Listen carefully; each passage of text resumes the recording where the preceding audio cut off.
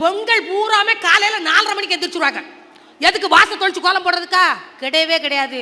4:30 மணிக்கு ஏன் எல்லா பண்ணி எந்திரிக்கனா? அதான் ஷூட்டிங் டைம். ஷூட்டிங் டைம்னா என்ன? புருஷங்கார சட்டை தொங்கும், ரூபாயை சுட்டுறது, ரூபாய் சுட்டுறது. பாவம் நம்மளால அப்புறாணி காலையில் 6 மணிக்கு அந்த சட்டையை போட்டுக்கிட்டு டீ கடையில் போய் ஐயா 2 டீ போடுங்க. அங்கே போய் சட்டைக்குள்ள கையோட்டு பார்த்தா துட்டு இருக்காது. கடையில் இருந்துட்டு பாட்ட படிப்பாரு. துண்டை காண துணியை காண தொங்கு போது துட்டை காண என்னடி செஞ்ச அடியே என்னடி செஞ்ச.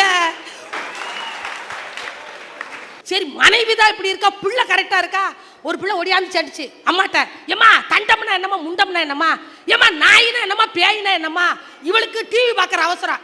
போடாதுல எனக்கு தெரியும். ஏம்மா சொல்லுமா, தண்டம்னா என்ன தெரியுமா? நம்ம வீட்டுக்கு தினம் ஓசி காப்பி குடிக்க வருவார் பற்றி அவர் தான் தண்டம்.